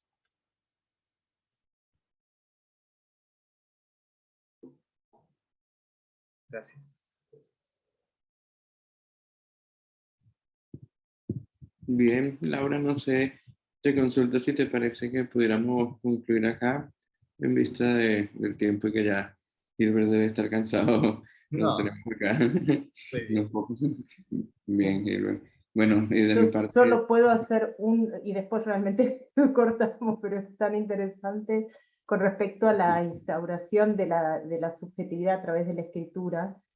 Solo es una mención, que es el prólogo escrito por los dos hermanos Schlegel para su revista, el Atheneum, donde ellos justamente explican ahí, es una suerte casi como de mini manifiesto, porque es una carilla nada más, hasta qué punto la falta de consignación de autoría es la prueba total de la autenticidad de la escritura. Entonces sería como una prueba por el absurdo, dicen como esto que escribimos podría haber sido escrito por cualquiera, no hace falta que pongamos nuestros nombres. Es decir, por eso después los escritos o ponen la inicial nada más o no ponen nada, ¿no? Pero toda esa problemática de la autoría y de la consignación de la autoría está planteada después a lo largo de toda la revista, ¿no? Pero ya en el prólogo dicen, cada texto tiene que ser tan propio que nadie, que no sea necesario consignar quién lo escribió. Porque cualquiera podría haberlo escrito, es decir, y después dicen, bueno, tan auténtico, ahí entra otra discusión, ¿no? Pero eso quería mencionar, porque ese prólogo para esta problemática es muy rico. Cada vez que lo leemos nos vuelve a dar como una vuelta de tuerca. Sí, me da la sensación de que, de hecho, la Kulabak y Nancy lo tocan. Tal cual. Sí, en el absoluto literario. Sí. Sí. Sí, Sí. buena escena. Pero, ¿qué iba a mencionar? Ah, bueno, sí, pues, o sea, esa cuestión de como que un prólogo que de alguna manera no me menciona el nombre, es curiosamente más auténtico que uno que viene nominado, porque es como esta cuestión de la impronta, ¿no? porque una impronta sin el nombre de alguna manera es mucho más cercano a lo que decía Horacio, esa cuestión de una subjetividad que aparece en el texto, pero de una manera como plena, incluso sin la firma. Que es de Pero- todos, digamos, que es tan universal que es de todo, es patrimonio universal, por decirlo exagerado ahora. pero ese universal también, como tú dices, puede ser de cualquiera, como estructural, entonces también como que esa cosa, sí. Hay una cosa con eso, porque cuando hablamos de subjetividad trascendental, en el caso de Husserl, lo puse como que lo tuve que pasar medio rápido, pero es mi poder ser cualquiera. No es mi poder ser estrictamente lo que llamo yo, porque lo que llamo yo es algo que se instituye. Y la subjetividad trascendental es mi poder ser cualquiera. En el caso de mi poder ser cualquiera, también para Derrida se juega en la cuestión de la escritura. O sea, claro, fue Tales el que instituyó la geometría, según Husserl, según Derrida. Pero estrictamente pudo haber sido cualquiera. Porque es la idealidad la que de alguna manera determina la institución de la geometría. Entonces está ese doble juego. De claro, fue Tales, pudo haber sido cualquiera. como y pasa en la ciencia, o sea, o fue Darwin o pudo haber sido cualquiera. O sea, Y ahora, bueno, pues sí, realmente última. En las diapositivas no me acuerdo, ahora no lo anoté en el momento y ahora no lo recuerdo. Hablaste de justamente un sujeto trascendental y pusiste un término que yo pensaba, si no se podría pensar como una trascendentalidad. Había otro término y no quise interrumpirte y bueno, lástima, no lo anoté en el momento. Vos usabas otro término. ¿pero era el campo trascendental sin sujeto o era otro? Post-trascendental, ahí está. Sí, eso te quería preguntar, si ese sujeto post-trascendental no se puede pensar como proto-trascendental. O sea, Eso, hay una cuestión sí. bien interesante porque las observaciones de Derrida respecto a lo trascendental, hay personas que lo leen como, claro, está estableciendo que lo trascendental no puede ser. Y otros que dicen como, realmente está radicalizando el punto de vista trascendental. Yo soy de los segundos, que realmente está radicalizando el punto de vista trascendental, incluso llevándolo contra sí mismo. Por eso condición de posibilidad, las condiciones de posibilidad, lo ultra trascendental es eso. Y en Eso, cambio, ahí está. eso era Perdón, así. sí. En vez Eso de, era así, no es lo decir, puse. no en vez de, pero ese ultra pensarlo como como una proto-trascendentalidad, como, Sí, es que sí lo es, sí lo es, sí, sí, sí lo es. sí, Y en sí. el caso de Derrida, esa parte yo la considero un poquito débil dentro del contexto argumentativo que tiene, pero no deja de ser interesante, es que una condición obvia, hasta cierto punto obvia, de la condición de posibilidad, de toda condición de posibilidad, lo va a ligar a la cuestión de la vida, que es el hecho de que aquello que vive, o la vida de lo que vive, consta de su espaciamiento y temporalización en una determinada relación con lo otro. Y claro, esa es como una objetable hasta cierto punto, porque hasta qué punto puede ser trascendental algo que es estructuralmente tan empírico. Pero pese a eso, la condición ultra trascendental tiene que ver con eso. Tiene que ver muchas veces con esa cuestión. Pero después se va a enojar con sí mismo con ese término cuasi trascendental en otro sentido, que es la relación entre que aquello que vuelve posible algo es también lo que lo vuelve posible, que es la autoinmunidad.